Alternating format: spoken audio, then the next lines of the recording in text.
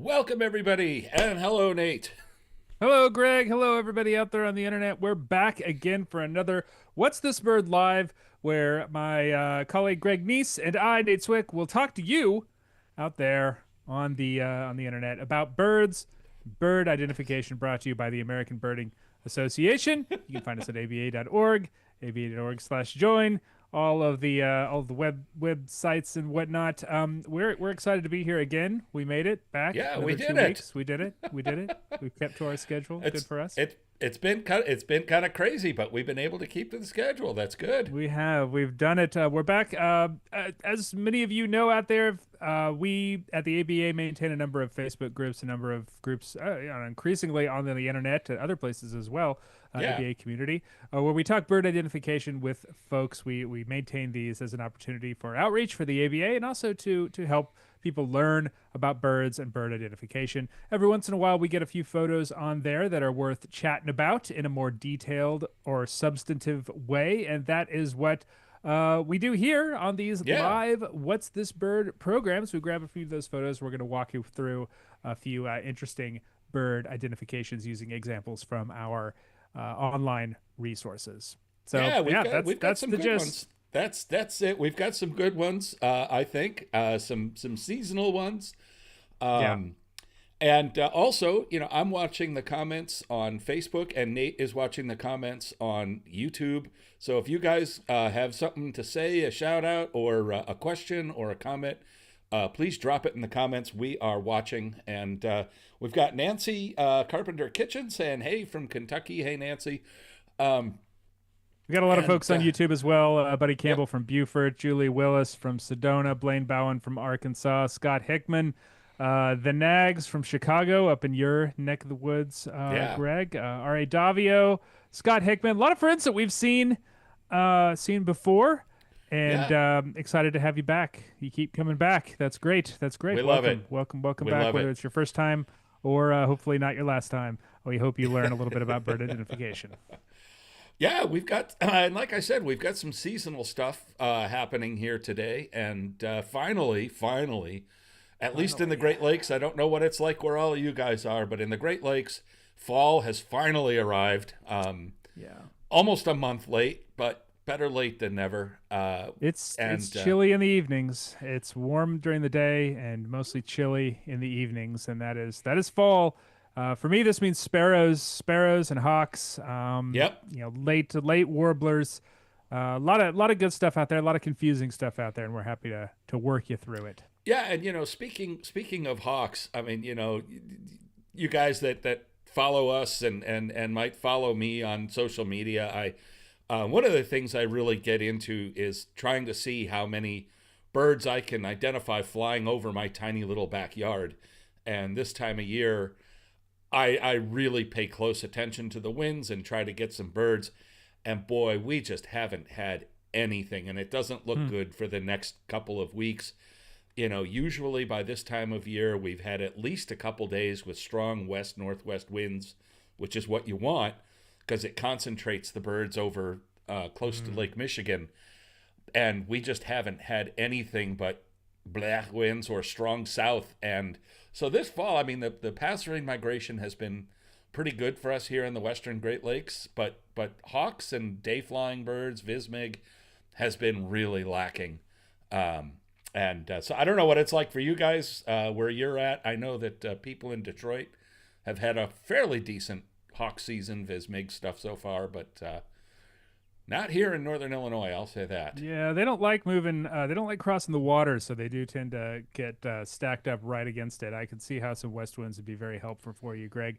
It's been Yeah, pretty standard, bog standard here for me. I've noticed some sparrows picking up. I've noticed some, kinglets and whatnot, kind of starting to pick up and sing. It's that time of year as those first, yeah, cold fronts start to push through into the southeast. There's usually sparrows and kinglets and a handful of other late migrants, what we think of as late migrants, on right. the back end of those, and that's sort of what we're getting And we've got a a little bit lot of of that in to the talk southeast. about here today. Yeah, yep, for We've sure. like I said, seasonal stuff, and Can't get my mic set up right.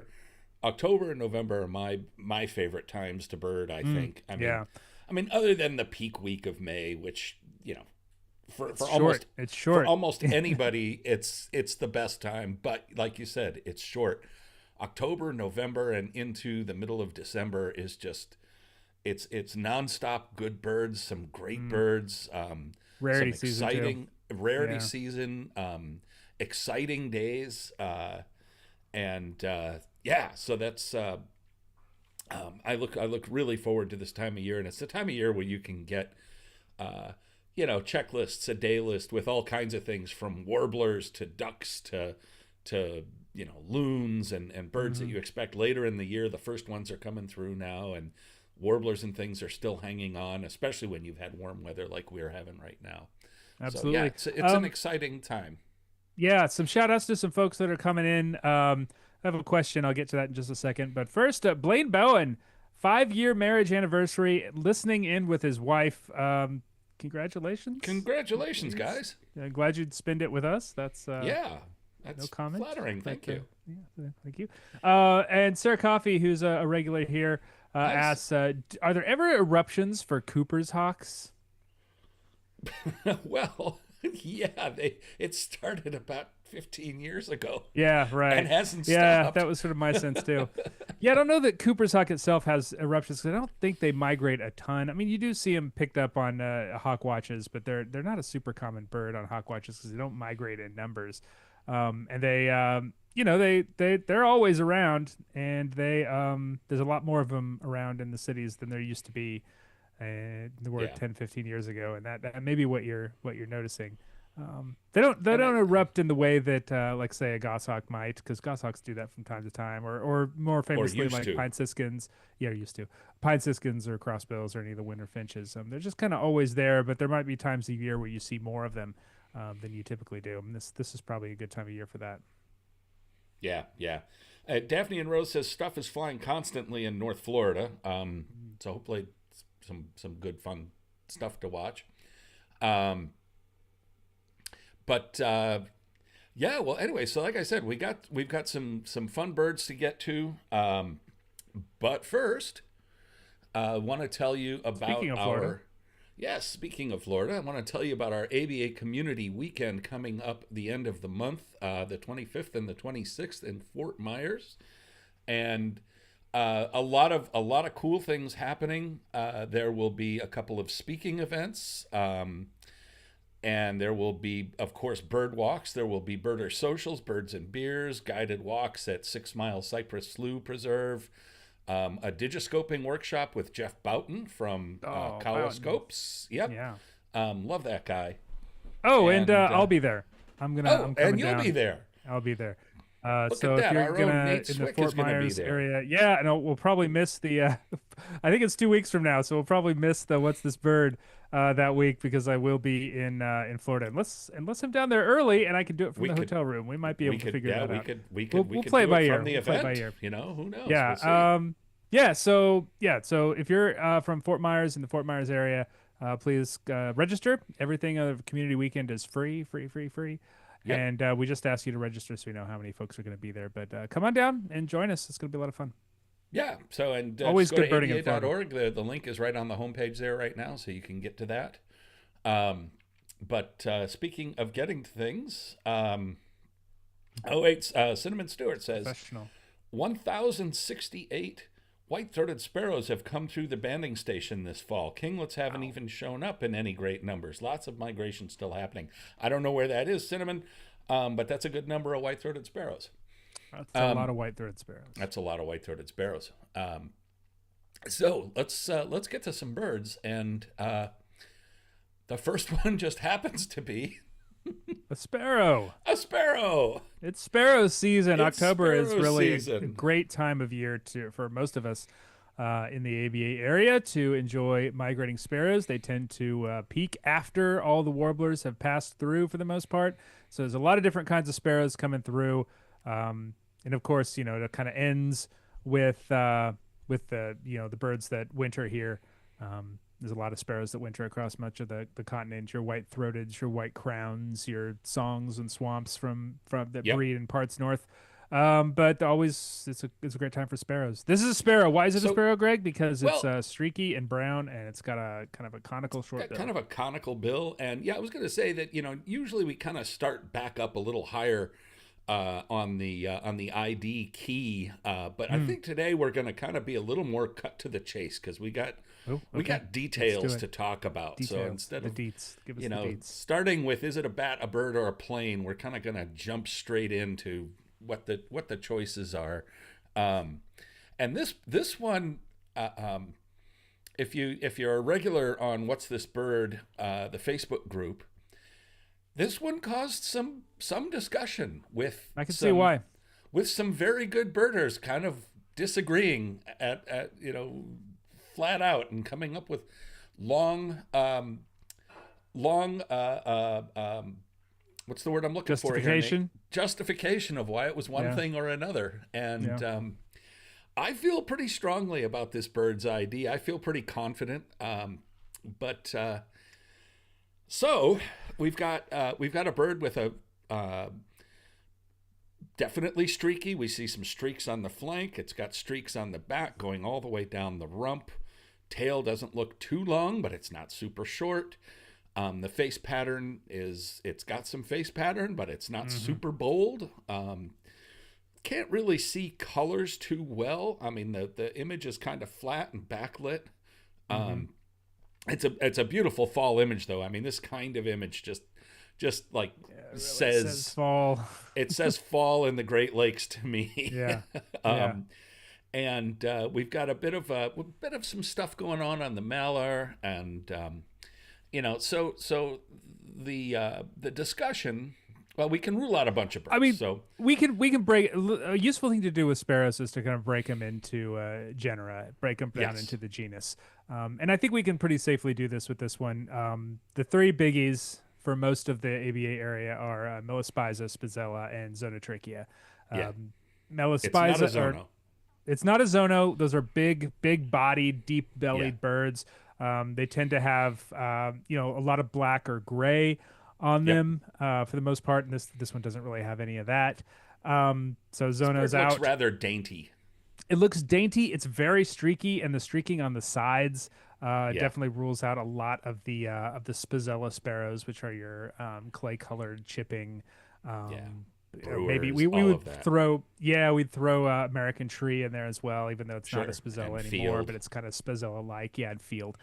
So Melaspiza is, I think, a good place to land. The three common Melaspizas are Song, Swamp, and Lincoln's, and those are the three that we would want to think about when we're looking at this bird. Yeah, and Those are I would imagine, and well, and I did not Savannah see the discussion. and Savannah's Savannah. again kind of an honorary Melaspiza. Yeah, Um, if I were to guess what the conversation was about this bird, I would say there was a lot of discussion between Song, Lincoln's, and maybe a little bit of Savannah thrown in there too. yeah. Savannah didn't show up in the conversation, Hmm. and the That's reason the for one I that, was kind of less warm on for yeah. sure. And the reason for that is that so something I like to point out about Savannah sparrow when we get them here is the malar, which is the stripe Hmm. that goes from the bird's bill down the side of the throat, that pale stripe, and the eyebrow, the supercilium, are basically the same color and tone. So it Mm-hmm. looks like it frames the ear patch, the auricular. Yeah. That's not happening in this bird at all. No. And Nope. that also, rules out that same sort of pattern. So Cinnamon Stewart says song sparrow. So yes, let's just get into Song and Lincoln's. We'll talk song about those. versus Lincoln's, which is Yeah. where the conversation went. So let's take I a can let's see take why. a look at those two and see what we come up with. Our bird in question is at the top left, and then the two birds on the left are song sparrows, and the two birds on the right are Lincoln sparrows. Yeah, what I And always like to say for Song versus Lincoln's is, the kind of classic field mark is the density and the thickness of the stripes on the body. Yep. Song sparrow there is very variable across the entirety of its range, but for the most part, song sparrows generally have pretty thick thick stripes. They look like they were drawn on with a crayon, whereas Lincoln Sparrow looks like they were drawn on with a finely sharpened pencil. It's an oldie, but it's a goodie in terms of It is. field marks. But yeah, this bird, So it kind of so fits in here's between. It's it does. It a little does. bit And of a they do tweener. that a little Yeah. bit. But so here's okay, one of the main reasons that people who were in the song sparrow camp said so was because of the rather thick black malar that we can see Mm-hmm. on the bird in question in the upper left there. And that is something that song sparrows show pretty much all the time. Mm-hmm. As you can see from the two Lincoln sparrows on the right, it can be pretty variable. But Mm-hmm. especially when a bird is turned towards you and it's getting flattened out and spread out. And but the thing that kind of nailed this ID for me, hoping I'm correct, I think I am, is what we're seeing on the rump and the side of the tail. So I did a birding day in my backyard, and I had a little bird fly up into a neighbor's tree, and I couldn't see where it went, so I just spray and prayed, and I just shot pictures of the tree where I thought it landed, and then looked at the pictures later to see if I picked it up. And the only thing that I saw was the tail and the rump of the bird flying away, and the lower back, but I was able to identify it from that.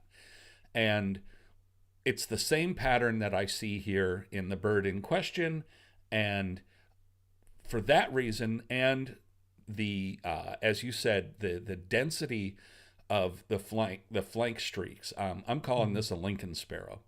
I think on top of all that, it's got a nice, neat little eye ring. It's got a very fine bill. Definitely has that. And it's got that little crest that Lincoln Sparrow Yep. has. Now he's got a kind of a flattened, and it's making it makes it look a little strange because he's backlit. Yeah. But as you said, the streaks on a song sparrow are very blurry, but Dense and thick, especially yeah. on the flank and the rump, they get real blurry and indistinct. Yeah. And on Lincoln Sparrow, those markings, but especially on the side of the rump where it falls over the side of the base of the tail, you can see 4 markings there on the bird in question. Those are really sharp and well defined, as are the markings between the wings, and that just really screams Lincoln's to me. The white eye ring and everything else just fits as well. Yeah, I'm inclined to agree with you on this one, Greg. And another kind of thing that says Lincoln's to me is I know the tail is a bit foreshortened. Yeah. But it does appear, just based on having seen so many Lincolns and so many song Yeah. sparrows in this posture, it feels shorter. Yeah. Song sparrow sort of famously has just a big long tail, and they look like Rounded they're tail. they just look like they're dragging that thing everywhere they go. When they fly, they kind of fly like they're dragging it. It looks like it's a pain constantly for them to deal with. And this one looks kind of sharp. It looks kind of short. It looks kind of brown. It doesn't have a ton of red on it. Yep. And I think that it says Lincoln Sparrow to me more than it says song sparrows. Now, if you were to turn up some other photos of this bird at a slightly different angle, maybe a photo that shows the breast a little bit better, and it's got some more stuff for it that says song sparrow, I would be surprised. But I would be very wouldn't surprised. be completely. I could believe it, but I would be surprised. Let me just put it that way. Yeah. There's a lot of things about this bird that look like Lincoln Sparrow to me, and I think what we've always talked about when we get Lincoln Sparrow, which is a very common bird on What's This Bird, about that kind of unique kind of ochre, greenish, gray, Right. brown, khaki color that they have. Yeah. We can't see that on this bird very well because of the lighting. This looks like kind of a very early morning or late in the day sort of photo where the lighting is a little bit misleading. Exactly. But there's nothing in there that would say that it's not there. Well, and one thing that we can see, if you look at the two Yeah. song sparrows, but particularly the one on the bottom, is that the streaking it tends to be almost zebra-like. It's very it's Lincoln Sparrow has those dark markings on a kind of a dark, as you said, ochreous back. kind of putty colored, whereas the song sparrow tends to be a little more stripy, a little more contrast. Yeah. And Yeah. we don't see that contrast, but we do see it in the face. So I think that if it was there, we would see it, because we do get a good view of this bird's back. And the bright malar, that kind of fits for both birds. Yeah. The face pattern, other than the eye ring, it's variable enough that it fits within both species. Yeah. So And I think yeah, that's what's probably fooling a lot of people is the face does kind of track for both birds. And yes, when I pulled this photo up, my gut was Lincoln's, but it was not like a sure thing by any means. And as you know, as Brian H says in the comments here on YouTube, I bet this bird was easier to ID in the field than from this picture at this angle. That's generally well, true of pretty much every bird we throw up here. I But don't the think interesting thing about these identifying birds from single photos like this is that it does force you to focus yes. on slightly more subtle field marks that may be more helpful, down the road if you don't get that good look. And I don't know if the person who saw this got more pictures of it. Right, they or only saw posted it the better. one. It may have just popped up and they Yeah. got the picture and it took off Yeah. and that was it. And they're like, oh, That's why you got to set your camera to burst, just like yeah. crank that sucker out and take a bunch of photos because Exactly. you never know Yeah, what's going to pictures- be the one that Pictures are cheap punches the these ID. days. Yeah. But yes, I feel confident that this is a Lincoln sparrow. And we, like I said, we get one of these every year. As a matter of fact, you remember that essay I wrote a few years back called "Birding is Hard." There is a photograph. If you just Google my name, "Birding is Hard," it'll pop right up. There's a photograph on that page, on that post. Of a Lincoln sparrow that looks similar to this one. Well, it was left unidentified. That Oh, bird yeah. went through the Illinois Birders Forum for a month, and we could not decide. It's absolutely right in the middle. And it's another one where I'm sure that if we saw the bird in real life, we'd be Yeah. able to get to an ID. But from the one photo, it was just, it was impossible. And nobody, Yeah. we had a lot of really, really experienced birders chiming in on that bird and couldn't come to a conclusion. Yeah. Carol I Murphy saw- on Facebook says that Merlin photo IDs it as a Lincoln's. Yeah, fair enough. We'll take Merlin's point. Sure. Song sparrows are tough because, as I said before, they're extremely variable, and some of the very northern breeding, especially in the Northeast and like Atlantic Canada, the song sparrows that nest up there and migrate south this time of year, then might turn up in Illinois or in the Southeast or anywhere in the Eastern United States, tend to be darker and tend to have more fine streaks. So you can find some birds that look a bit more like a Lincoln sparrow than the kind of Melodia nominate subspecies song sparrows that you get breeding across almost the entirety of the continent. So it's worth thinking about those birds too when we see something that doesn't quite fit your conception of what a song sparrow is that there are other subspecies of song sparrows out there that show up down here in the winter. Yeah. All right. Gilbert, Arizona, another sparrow-like thing. Look at this. Another sparrow. Yeah, this one's got a much larger bill. Much larger bill. Yeah, it's kind of an interesting pattern on the face, a little bit of streaking on the breast and on the sides, but not a ton. Hard to get a lot of color from this. I think the color is a little bit misleading. Another here, low but, light backlit bird. Can't really see much in the way of the tail, but you can kind of see the end of the tail, can't you? It looks pretty short. Little teeny bit. It's not too long. Wings are short. Yeah. Yeah. I mean, big head, big bill. Big head, big bill, kind of plain. Little bit of a face pattern. We see a little bit of a supercilium. We see a little bit of a malar. But really, that's about it. And this bird is kind of, well, we've got a couple of these today. This one is kind of a shapeshifter. There's a few birds that we have, and we'll be getting to another one a little bit later. And Lincoln sparrow is kind of one too, but not as much. Yeah. But these birds that I kind of call shapeshifters, they can be readily identifiable, no problem. Like you see this bird is like, there is no question. And then in another plumage, you're like, what the heck is that? Like, it just completely flummoxes you. So, in southeast Arizona, birds with big bills like this that kind of look A lot of finchy or those. sparrowy. Um, and, we're going to go outside of southeast Arizona in the discussion a little bit too. Um, is let's do that. So if I'm thinking of yeah, I mean if I'm thinking of big birds here that have like a large bill, like grosbeak is definitely on the table. Black-headed Yep. grosbeak would be large bill, strongly patterned face. House sparrow has a bigger bill than a lot of people think. Oh yeah. Well, you've got a lot of the good ones here. Should we start talking about things that we're gonna remove from this list? I think Well, bobolink is probably the first one that we would remove from this list. It is a large-billed bird, but it doesn't have that kind of malar, that kind of mustache stripe there that you would yep. that It's this got a bird very clearly plain has. face.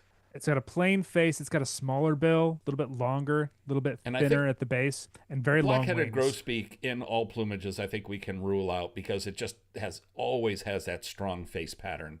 Um, Strong face pattern and a and the you know a truly massive bill and on a with a grosbeak. curved culmen that's really Hmm. noticeable, more so Hmm. than even in rose-breasted grosbeak.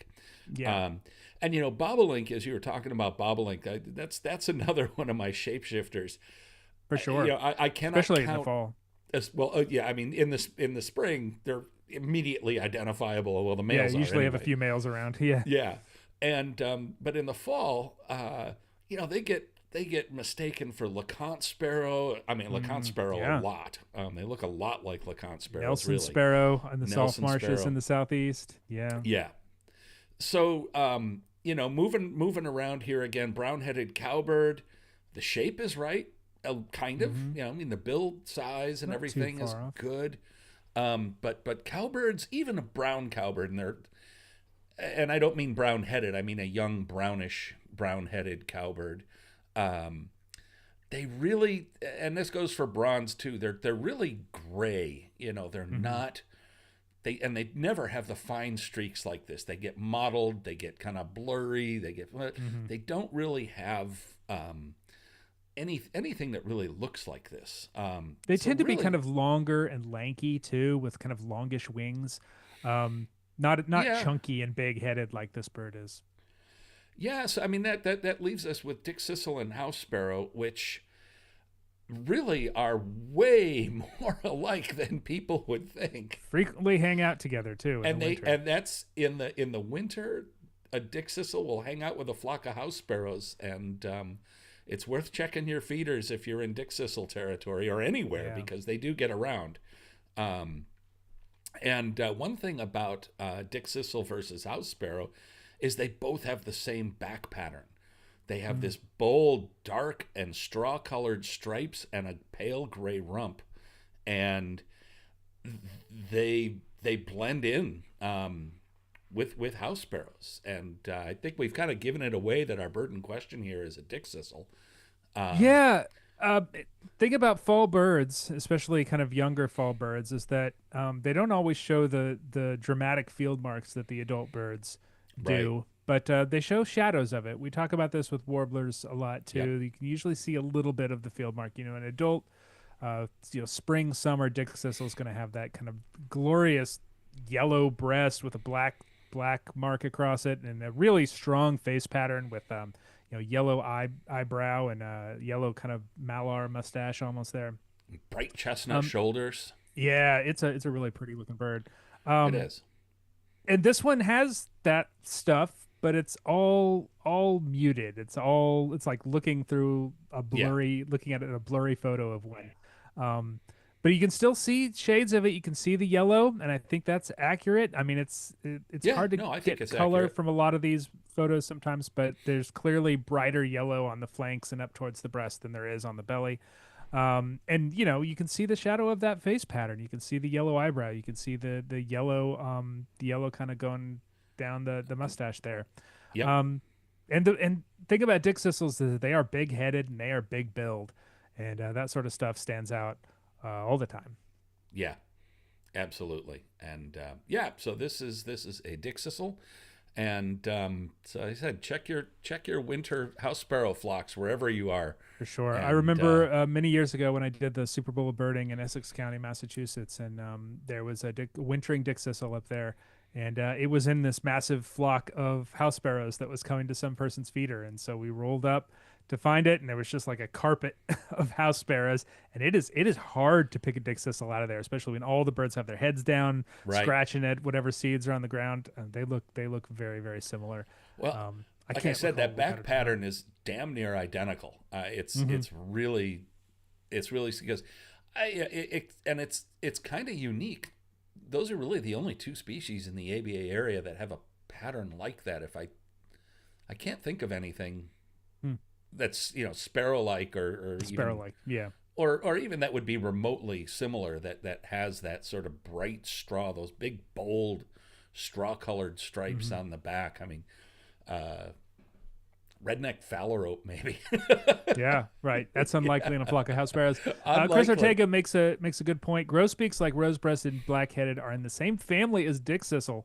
So some people who Yeah. guessed grosbeak, worth noting that Dickcissel is one of those kind of taxonomic orphans. I know it's been kind of moved Yes. around to a lot of different places over the years. Now it's kind of safely nestled in I grosbeaks, and think we I can think we can see growing up for why. me it was with icterids or Yeah, icterid I believe it's been adjacent. in icterids, it's been in emberizids with the New Yeah. World sparrows. Yeah, it gets moved around. It's kind of a weirdo. It's the it's But cardinalids are it's where the it is now. yellow-bellied chat or yellow-breasted chat of sparrow-like things. Similar, similar, Um, similar yeah, patterns, honestly. yeah, it's true. It's true. Okay, now we're going to go to Colorado, and yes, it is Mm. that time of year for one of our favorite discussions. So I think it's pretty obvious we have a hawk. We have a Um, hawk. We have a raptor. We kind have a of very very heavily streaky. patterned Yeah, raptor. A lot of markings on the chest. Very dense streaks on the chest. A lot of pattern on the underwing. It's got a lot of bands on the pattern on the tail. tail. I mean, it's just Yeah, streaked and striped and all over the place. It's got kind of longish wings, got kind of a longish they're tail as broad too. well. Kind of broad, yeah, like you say, broad wings. And I realize that there have been some taxonomic shifts in the last year or two, but I'm still calling them accipiters because that's a good bucket for the three that often migrate together. Yeah. And those would be our sharp-shinned, Coopers, and American goshawk. And And this I time of think it's worth year, thinking about some of our more slender beautios in well, this as I'm gonna well. I'm gonna get And to that. although that might go too far down the path of identifying this bird if we can start thinking about Well, beautios. But there's really only one, but yeah, and we'll get to that. But every year we have that conversation about which is it, Koopy, Sharp, or Goss, and this bird popped up and is a good one for that. So let's take a look and see what we got. And I use banding code because I just ran out of space to write out the names here. But going from right to left, we've got American goshawk, we've got Cooper's hawk, sharp-shinned hawk, and red-shouldered hawk, which is our most accipiter-esque beautio. exactly. Mhm. Um, and so what are you seeing on the what are you matching up on the bird here in question? Well, I What think we what can pretty stands out safely for rule you? out sharp-shinned hawk. I Sharp-shinned think so hawk too. is a pretty small of our. Oh, it's Astor now. It's not accipiter Yep. anymore, but accipitrine hawks. They're quite small. They've got very, you know, very a lot of those stripes on the flight feathers. They've got a little bit of speckling on the underwings, but not a ton. They're pretty finely streaked. Not a lot of streaking that goes all the way down the body, and they're kind of the tail looks big, the head looks small. They're just really small looking. Like proportionally, they look quite tiny. And I think we can very easily rule that bird out pretty quickly with this one. This one gives the impression of a much more massive Yeah. hawk, just big bodied, big long wings and long and thick wings and a broad tail. Not things I associate with sharp-shinned hawk in any way. And by the way, I just want to take a second to give a shout out to my buddy Dave Johnson who popped in here with a Dave vote. Johnson. One of the first birders I met and got to bird with when I was a kid birder. Um, and he's from here in northern Illinois. Anyways, yeah. So as you said, this bird, it's what I'm seeing is what my friend Adam Sell, who is a professional hawk counter out at Hawk Mountain, Hawk Ridge. Which one is out east? That's Hawk Mountain. One of the hawk promontories. Yeah, he likes to say thick as a brick for the tail and waist of American goshawk, and if you look at the goshawks on the right side there, even the silhouette, you could see how Cooper's hawk is kind of pinched, how it has a waist and the tail is kind of flamboyant, and as they fly around, goshawks tend to kind of keep their tail a little tighter. It's a little bit shorter proportionally than Cooper's hawk. Cooper's hawk has a long, very long, rounded tail. Sharpie, as you said, is just a daintier bird than this, but it often looks like a flying popsicle or a flying mushroom or a flying popsicle. The tail gives it kind of like a stick-like appearance sticking out the back of it. Yeah. I And think you're almost more likely to mistake a sharp-shinned hawk for like an American kestrel or something in some ways. A Merlin.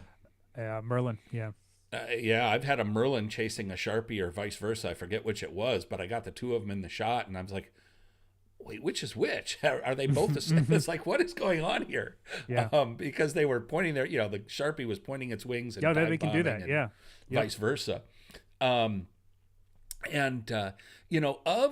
all of our bootios, like you said, the red-shouldered is the most accipiter-like. It's not as heavy-bodied as, say, a red-tailed hawk. The wings are, it's got that kind of deep-bellied,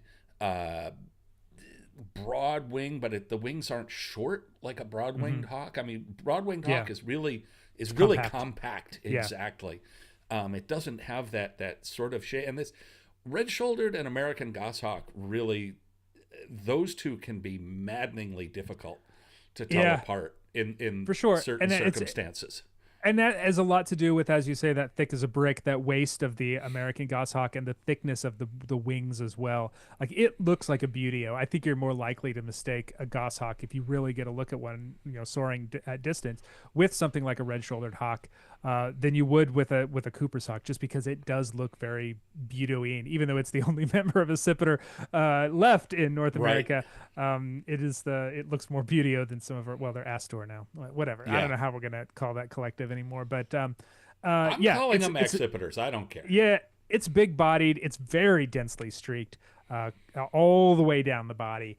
And it's got a very tight bands on the tail and on the flight feathers. This bird, we can see that the streaking goes all the way down between the legs. Down. Very heavily streaked. Yeah, and we can also see how messy the bands are on the tail, and those two things alone really kind of ID it as a goshawk.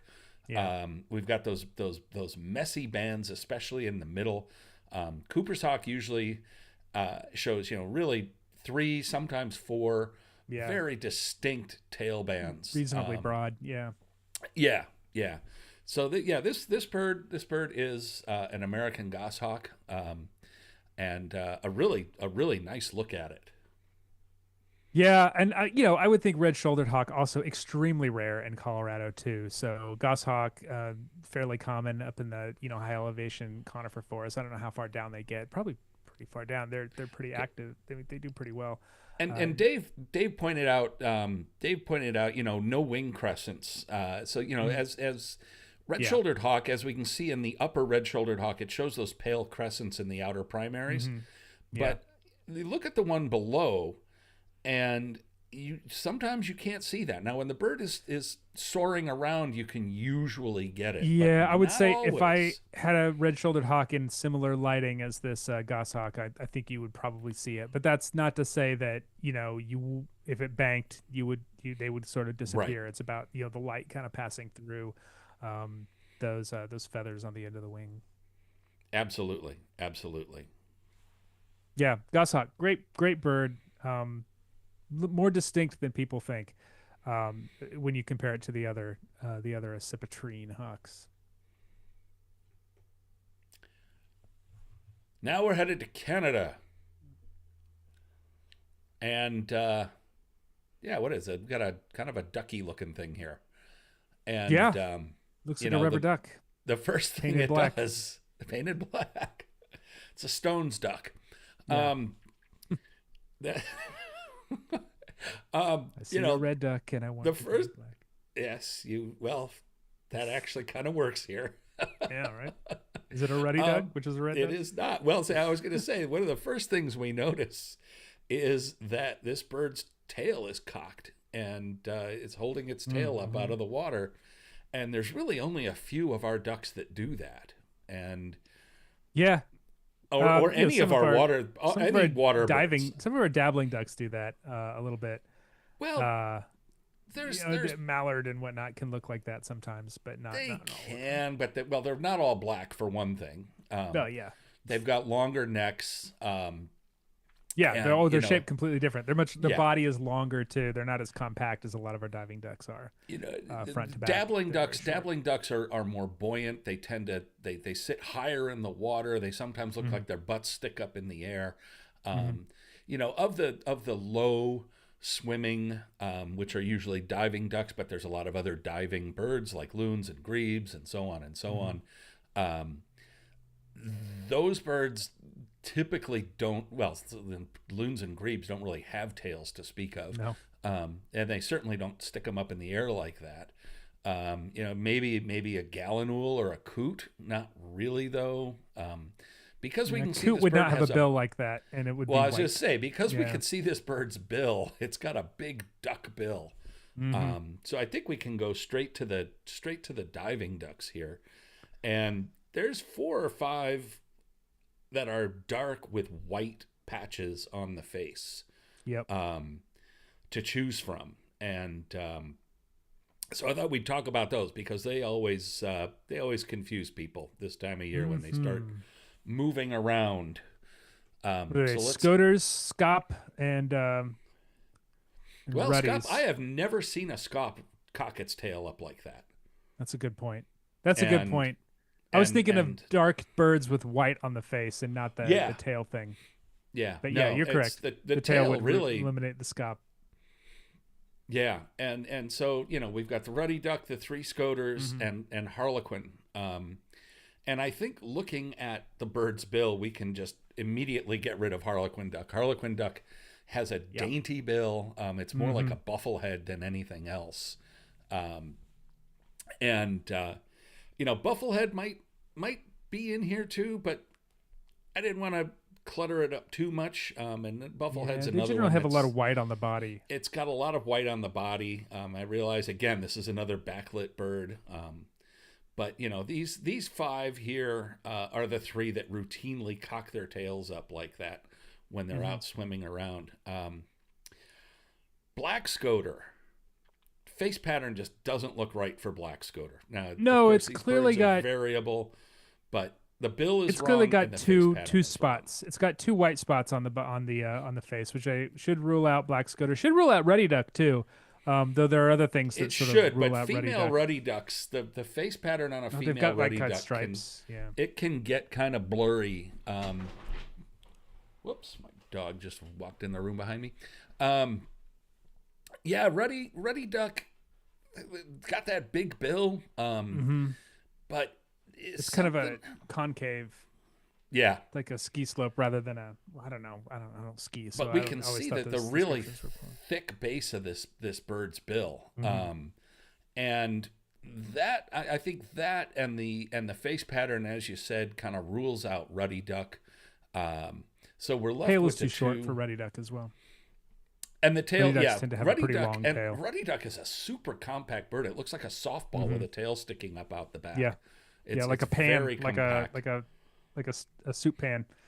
I mean, just look at the size of the head in proportion to the body of that ruddy duck at the top. Yeah, everything about it just screams scoter to me. It does. And surf and white winged are the 2 that have the right pattern on the face.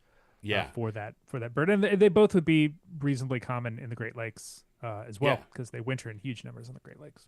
And when you're looking at white wing versus surf, one thing to remember with the females and young birds, is that the white in a white-winged scoter can sometimes be extremely hard to see. You can watch a Yeah. bird for a long time and never see it Yeah. as they move around. The thing to focus on is the face pattern, and Hmm. where the face pattern is because of the shape and structure of the bill. Hmm. So if you look at the surf scoter versus white winged there, you'll see how on the white winged on the bottom, the feathering goes forward on the bill almost all the way to the nostril. Yeah. Makes And that the exposed part of the bill look quite small. it does, and that feathering Hmm. is the forward white spot that goes way forward of the eye, and down the bill. And surf scoter is the opposite. The bare Hmm. part of the bill is exposed maximally all the way up the face, and in the breeding male, that's got the big red and white and yellow pattern on it, and then just a little white crescent at the base of that big Hmm. massive bill. And once you know to look for that, telling those two apart, if you can see them well enough, sometimes they're so far out in the water that can be hard to determine. But that's pretty much slam dunk, Yeah. if you can make that out, and we can definitely see that on this bird, that this For bird is a sure. surf scoter. Yeah, I agree with you, Greg. Shape of the head and the bill is also something to think about too. Well, it's similar in a way to canvasback and redhead. You know how Yep. canvasback has that kind of big triangular, kind of isosceles triangle shaped head and Mm-hmm. face, whereas redhead is kind of a slope, kind of a concave slope. That's the same as a surf scoter, which has kind of a much more classic triangle shaped bill, and white wing scoter, which tends to have the little more of the slope. Um, it affects the placement of the eye. It affects the placement of the white patches on the head, as you Mm-hmm. said, Greg. And I think it's also worth noting too that white-winged scoter is a big It is. duck. It's bigger than surf scoter. It's about 50% bigger than a surf scoter if you ever get a look at them next side by side. Like white-winged scoter is a massive bird, It whereas is, surf and they scoter is a little more rarely stick their proportioned tail like a up in the duck. air, Yep, whereas surf exactly. scoter does all the time. Hmm. And you can, if you get a flock of scoters and you see some with their tail up, the ones with their tails up are almost always surf or black. Or black. Yeah, they Yeah, they like to hang out together quite a lot. At least where I live on the coast. yeah, Black and surf are two most common. White winged is around, but generally less common. yep. I, So I don't know yes, what it is on the Great David, you Lakes. are You right. would That know, is a Greg. surf scoter. The Yeah. Great Lakes, depending on where you, well, it's white winged is the most common. Oh, Black is really? the least Okay. common. Um, but the further east you go, the more prevalent white wings are. Around here, Hmm. white winged scoter is a fun bird to see, Hmm. in fall, winter, and early spring. Sometimes we'll get decent numbers of them, but then you go a little bit further east into Lake Erie, and especially the eastern part, like around Niagara, they're all Hmm. over the place. Interesting. I was on the Niagara River with our friend Amar Ayash a few years ago, and we were looking at birds, and I was just watching white-winged scoters going up and down the river Hmm. all day long. It was That's cool. fantastic. Yeah, for me on the southeast coast, it's black scoters. There's so many black scoters, just like Yeah, massive flocks, and you can usually find surf scoters mixed in with them, and then if you're lucky, you'll get a white winged scoter in with them too. So it's black yeah. scoters overwhelmingly the common one. Surf scoter a little less common, and white winged. Um, I wouldn't say rare. They're there every single year, And they, but they, they're they tend easy to to like overlook. fresh They're easy to water. miss. They Yeah, tend and they like white-winged tends to like fresh water. I believe it. They like so surf and black will hang out on rocky, where like the rocks will come down to the shore, like a rocky groin Right. or a pier, whereas white winged will like sandy beaches. That's another thing that I've Yeah. noticed, at least downward in the southeast where I live. All right, so we got a surf scoter here, and Yeah, surf scoter for sure. look at the bill. Look at the bill. Look at the bill.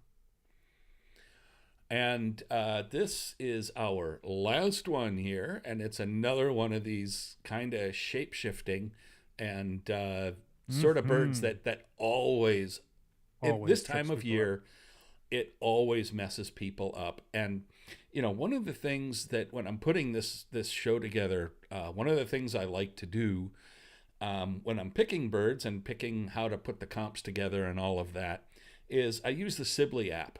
If you don't use the Sibley app, I highly recommend it. I think it's the best bird ID app out there. It's not like Merlin. You don't put your picture into an AI tells you what it is. It's a field guide, but it's a really, really good field guide.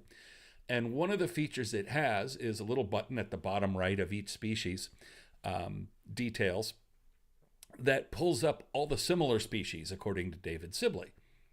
And two species that David Sibley does not put together as being similar at all are these two. Yeah, David Sibley needs to spend some more time on a bird identification Facebook group, because these two get mistaken all the time. But look at them; they don't look anything alike. I know, you wouldn't think so. This is one of those things that I was surprised too. I would have thought that white-throated sparrow, which is your top bird, and swamp sparrow, which is your bottom bird, would be confused for each other. But there are plumages, especially of swamp sparrow, especially this time of year, that look like, with the right lighting, with the right angle, with the right whatever, and the right plumage, like white-throated sparrow. Yeah. Yeah. So because they both have white chins. You don't really think about it all that much. They both have white chins. You don't think about white throats, I should say. You don't think about the white throat of a swamp sparrow until you get a bird like this, and you have to look at it and look at it closely. And both of them can show varying amounts of rufous on the wing panel. Swamp tends to be more rufusy, but both of them can show equal amounts. They both have very strongly streaked backs. They both have rather plain rumps. They both have grayish or buffy-ish patches on the flanks. They both have strongly patterned heads and faces. Yeah. It can be really difficult. So what do you think we got here? Well, look, we always say, when we're dealing with sparrows, break them down into genera. Well, we can't really do that with this bird. Although maybe we can a little bit, because Melospiza is the genus that Song Lincoln Swamp is in, and Zonotrichia is the genus with white-throated sparrow and white-crowned sparrow, and Harris's and golden-crowned elsewhere on the continent. Yeah. So I think if you've got a bird that you are confused about and you can't make the decision, my rule of thumb is that it's generally a swamp sparrow, because I think swamp sparrow, given the right angles, given the right plumage, looks more like a white-throated sparrow than vice versa. The white-throated sparrow tends to have a little bit more of a pattern on the head. It tends to have a little bit of yellow, even, or at least the signs of yellow kind of between the eye and the bill. It tends to be a little bit grayer and bigger bodied and deep bellied, whereas swamp sparrow, as you say, can be a shapeshifter. It can show all of those things, but generally doesn't. So I whenever I'm faced with one of these, it's almost always a swamp sparrow that I think is a white-throated rather than vice versa. But I'm curious. The two things that stand out for me is, one, the tail length, and as you pointed out, the Zonotrichias, they have long tails. They do. The white-throated sparrows here, you can see the difference in the tail length between white-throated and swamp pretty easily. And if they're both walking around or hopping around on the lawn in a park, white-throated tends to be out in the open more, where you can get a good look at it. And the swamp sparrow tries to find anything to hide in. Doesn't matter what it is. If it's migrating through in a city park or something like that, it'll be as hidden as it can be. And the other thing is the bill shape. And swamp sparrow has a thinner, pointier bill. Then white-throated. White-throated has a classic sparrow finch bill. It's almost perfectly triangular, very thick based. And putting our bird in question here, we don't see a lot of rufous on the wing. I mean, not enough to make a solid judgment off of that, because the part of the scapulars and feathers are kind of covering up what's going on there. The tail, we can't tell anything about the tail. We can't tell very much, if anything, from the flanks. So really, what we're going on here is the back face, the upper back, the face pattern, and the bill size. And I mean, this is, for me, this bird just yells swamp sparrow at me. I agree. Yeah, I looked at this figure and I was like, this is one of those swamp sparrows that looks like a white-throated. Yeah. That is exactly right. So I'm just like with the Lincolns. I feel very good calling this a swamp sparrow. Yeah. I hope you all do too. But yeah, those two, that's another one that every fall around this time of year, Yeah. October, early November, we get them in What's This Bird? And they're often, it can be tough. Yeah. We've had some pictures where just like with the Lincolns and song that we've had, it's like people like really dig in, like it's this one or that one, and sometimes you can't tell from one photo. Yeah, I vaguely recall one. I don't know. This is probably from several years ago, but because it fooled me, and that's what I remember about it, is that it was a swamp sparrow that was like underneath a feeder, which is uncommon for a swamp sparrow for Yeah, starters. And it was like taken from above and kind of to the front, so you couldn't really see the tail all that well. And it was like the color was really amped up on this photo, so it looked like it was really, really, or it looked really flat. It didn't look very rufous, and you run into that with photos like these from time to time. yeah, But like I said, like usually it's swamp sparrows that are giving a reasonably convincing white-throated sparrow impression, and not the other way around. I don't know that right, I've ever mistaken a white-throated sparrow for a swamp sparrow, but I have, in the yeah, right photo, mistaken swamp for white-throated. Just sort of be aware that that is a thing that you can trip on. absolutely, absolutely. So that is it for our birds, you guys. We got a couple of minutes left here. If there's anything you would like to say, or if you have any questions about anything that we have talked about, now is the time. And while you're coming up with all of those things that you're going to tell us, if you enjoy programs like this one and the ABA podcast and our free ABA community weekends that are moving around the ABA area right now, go to aba.org/join and join the club and help support all of this, because that's how we do it. That's how we keep the computers running and the studio lights on. Yeah, and if I may plug the ABA podcast this week, we had a really fun Yes, episode that it was a take it or leave it, which is a crowd favorite where we that is a take fun birding one. hot takes, and I ask some very thoughtful birders whether you agree with them or disagree with them, take them or leave them. We got opinions from the Archives of Birding magazine, which is another member feature that you have access to. Yes, All of the last 50 odd years of birding magazines going from the back to very issue first one in one. 1968. Yeah, and then we I found it turns out that a lot of the things that birders were discussing in the pages of Birding magazine 20 30 years ago are quite relevant to the discussions that we have among our group these Like days, which what? is Give me an perhaps example. not to be surprising. Well, we talked about birding and the internet. We talked about trumpeter swan introductions. We talked about what is the right way to encourage new birders. We talked about what was the first thing we talked about? The plural form of binoculars, and It's all sorts of. bins. It's binoc was what someone in like 1988 suggested, or binocular. He No, wanted to use no, no, no. binocular. Yeah, there was some levers on that one.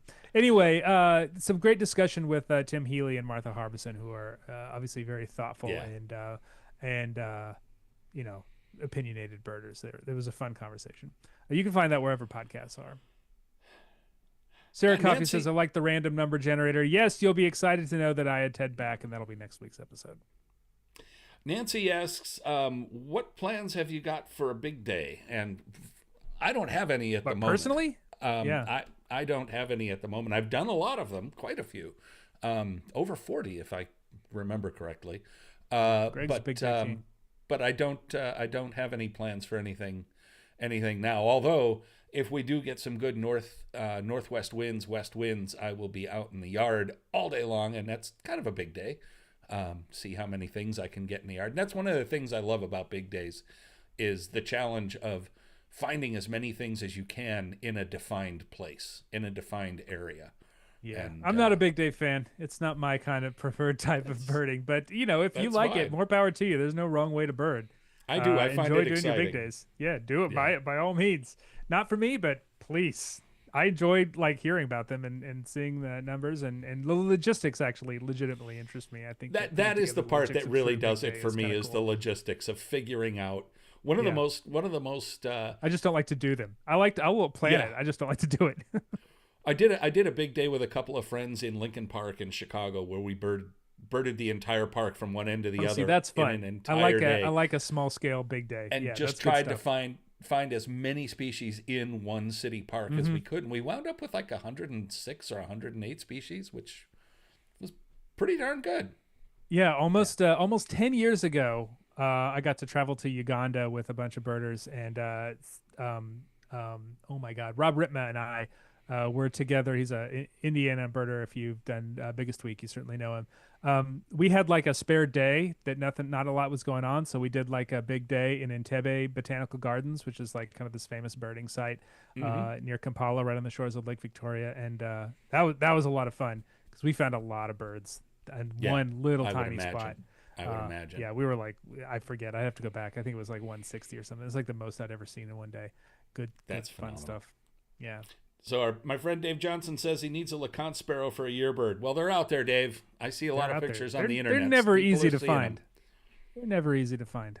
There's a couple That is places where there's a couple places around Chicago where they're not that difficult if they're around. Is that right? That's nice. I remember having to like actually work for my life for LeConte sparrow, like going out into a small grassland and like kind of tromping around until something popped up, and then following it. And then, it takes like 4 or 5 times to make sure you get LeConte sparrow. This is in Southwest Missouri in the winter. Yeah, they're tough. They're tough sparrows. They can be tough to make get a you good work. look at. They can be Yeah, not that's fair. so hard Yeah. to find, but tough to get a good look at to identify them. That is true. That is Yeah. very true. Well, we have done it, and we've run over a couple of minutes, which is just fine. We love hanging out with you guys, but I got nothing to do. I'm going to get my COVID shot today, so exciting stuff that I've got planned. I did that on Tuesday. Maybe we keep doing this for a while longer. Well, I got stuff to do, so Yeah, there you go. I gotta hit it. Thanks you guys for joining us today, and like I said, if you like what we're doing, aba.org/join. Join the ABA. And we would love Join to have you. sign up for our newsletter. It lets you know when we do these things. We might be back in 2 weeks. I'll be in Florida, but we might be able to make this work. I'm getting in early enough that I'll bring some stuff that maybe we can do it. Okay. See how it works. We'll talk. Let you We'll guys talk. know. We'll let you know. Talk. Yeah. All right. Later, guys. Bye. Adios.